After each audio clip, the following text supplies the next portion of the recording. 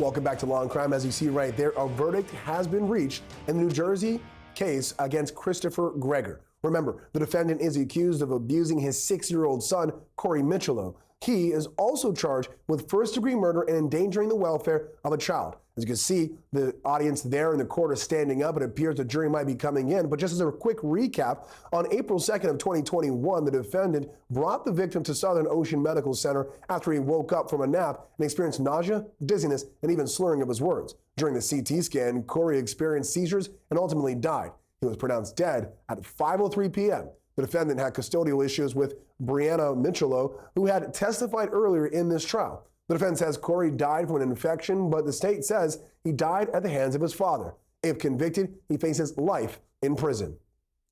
Right now, we can see that the attorneys and the people at the kind of the table, so to speak, are standing up. That's pretty customary for when a jury steps in. You can also see that correction officers or sheriffs are standing behind the defendant in anticipation of a potential guilty verdict. Let's jump right back into court and hear this verdict being read. We have our alternates seated in the jury box to prevent them from appearing on camera. So those are seats 4 and 11.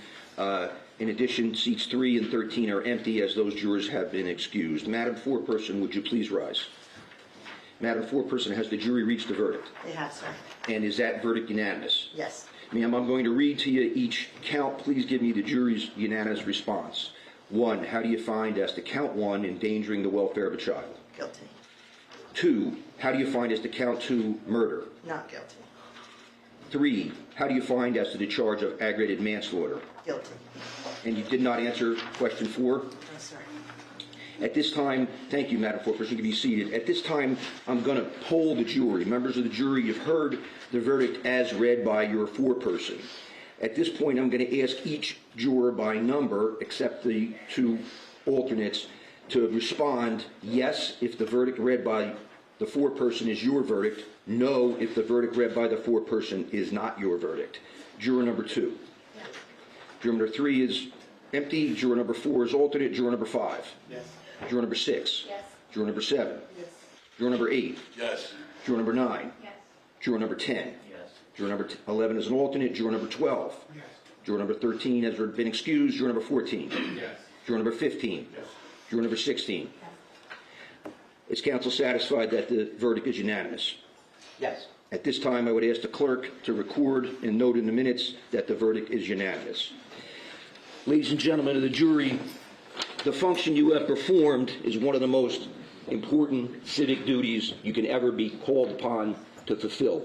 With the return of your verdict, your service in this case is complete.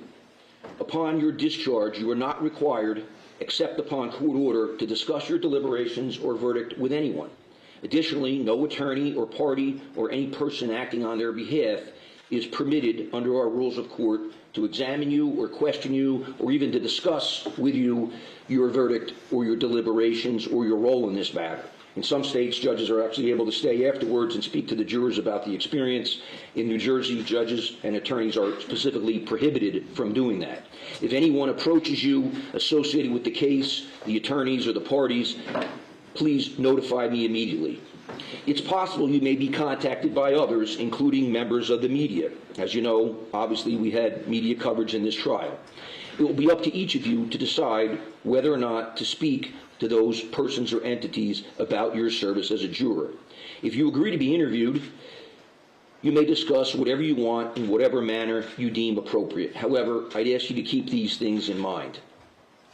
The key to your function as jurors has been the free discussion amongst yourselves during deliberations, and the privacy of those deliberations is essential to the continuation of the fair administration of justice. All jurors have the prerogative to keep confidential their communications with their fellow jurors during deliberations. In fact, it is in the public interest that there be the utmost freedom of discussion in the jury room, and that each of you be permitted to express your views without concern for public reaction or criticism. Under no circumstances should you make a statement to the media or anyone else that you would not be willing to repeat under oath in court in the presence of your fellow jurors. But on a personal note, I want to thank you for your service. I know we told you in the beginning that it's a civic duty, but this case was a long case. It was difficult scheduling issues, and it was a difficult case with a lot of emotion. I told you we had the best justice system in the world, and one of the reasons, probably the principal reason, is because our Constitution guarantees a right to a trial by jury, and we can't do this without you.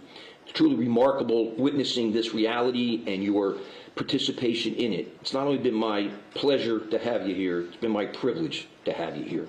I'm going to give you one final instruction, and I'm sure the attorneys join in that, by the way, our thanks and our appreciation for your attention and also how you've gotten along as a group. But I'm going to give you one final instruction, and that is the Sheriff's Department is going to escort you out that door, out a separate private entrance to the courthouse. I don't want to risk that somebody who's upset one way or the other comes up to you. They're going to make sure there's plenty of officers taken to your cars. So if you want to exchange some telephone numbers or something like that, if you become friends, I ask you to do that quickly, because I would really appreciate that you get in your vehicles and you go home and get out of here in the event there's any reaction by anyone. So again, thank you so much for your service. Just hand Corporal Bennett your jury pass on the way out and the verdict sheet. And been my pleasure, ladies and gentlemen. Thank you so much. I just ask everybody in the gallery to please remain in the courtroom until the jurors have left. The exception being any member of the media that needs to step out for work reasons, you can do that. So. All right, there you have the verdict, a bit of a split verdict, and thankfully, still with me this hour is our trial attorney, Katherine Lozardo, and joining us now is trial attorney Afi Patterson to help us break this down. Let's start off with this, if I can bring my guest in. It appears not guilty on murder, and that would have been the highest charge, but guilty on aggravated manslaughter, count 3, and endangering the welfare of a child, count 1. By my quick research in New Jersey, it looks like Christopher Gregor is facing 10 to 30 years in prison, where he would have had a much higher, would not have had a lower range, that 10-year, if found guilty of murder. Christopher Gregor guilty of murder and not guilty of aggravated manslaughter and not of murder, just to remind our viewers watching now. So he was facing. Yeah, so let's bring in Afi in right now to joining us in. Afi, what do you make of this verdict? The jury didn't think that he had a knowing and intent or a desire to cause the death of Corey.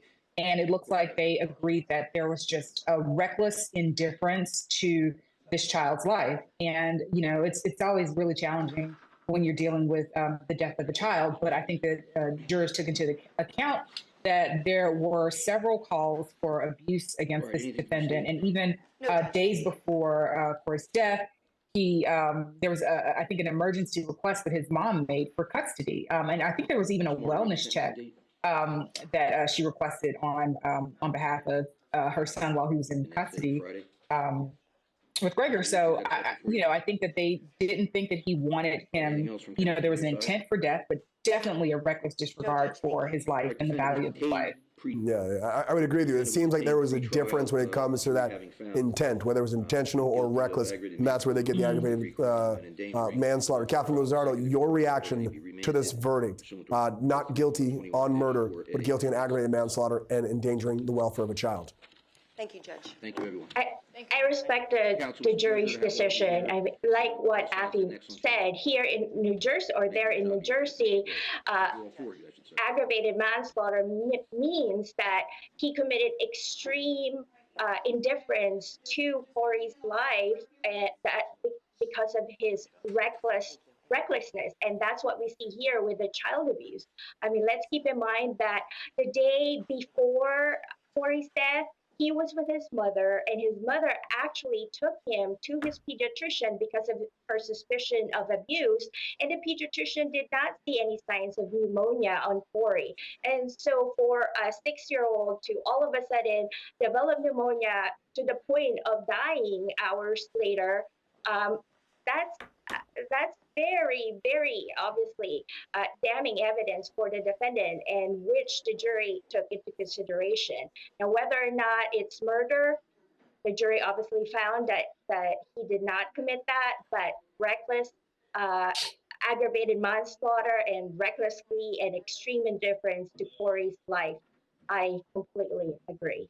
Yeah, Afi, I'm looking at the potential sentences here. I would imagine that the endangering the welfare would merge with the aggravated manslaughter. So really, we're just talking about that manslaughter sentence, 10 to 30 years.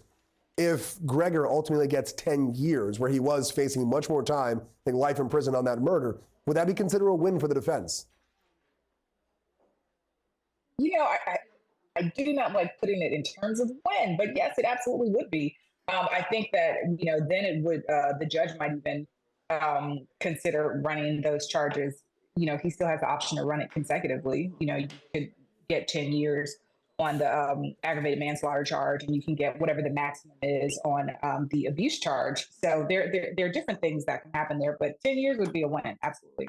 Yeah, and just want to make sure I'm just correcting myself here. I said that there was count 3. I thought I heard 3 counts when the judge when the jury came out with the verdict, but the aggravated manslaughter is a lesser included to the murder. There's always some debate, I guess, back and forth as to whether or not a lesser included should be added. Do you think here, Katherine, for the prosecution, it was smart for them to add that lesser included? Because ultimately, if they didn't add the aggravated manslaughter and they lost on the murder, we'd just be talking about endangering the welfare of a child, which in my calculation is just 5 to 10 years in prison. So was it a smart move by the prosecutor to add that lesser included? I think so, and I agree that they included that because we saw how the defense put up a really good expert that said that Corey died of pneumonia, not of abuse, and there were a lot of questions as to the bruising internally, the bruising of his internal organs, as to whether that's caused by the beating. So by providing that lesser included, then the jury was able to convict him of that, as opposed to the lower charge against him. Now, I think that he won't get the lower sentencing of 10 years, where I'm sure the prosecutors are going to ask for the 30 years because of the treadmill video that they played in court, frame by frame, and a lot of people were crying when they were showing that. Some even stood up because they could not take anymore what they were seeing that this father was doing to his 6-year-old son. That will weigh heavily on his sentence. Absolutely. And speaking of sentencing, we're being told is going to happen August 2nd at 1:30 p.m. But just a quick note as well. As I think of being convicted on the lesser included, I got to imagine the defense is going to make some kind of appeal and say it should never have been added. Because if they win that argument, by murder, by aggravated manslaughter, and their prosecution stuck with the endangering the welfare charge, that could potentially be a big win for the defense. So we're going to pay attention to that August 2nd sentencing, but also a potential appeal that could follow. Well, we're going to take a quick break and we'll come back. But on the other side, we're going to be talking to Michelle Troconis, so don't go anywhere. We'll be here on Law and Crime.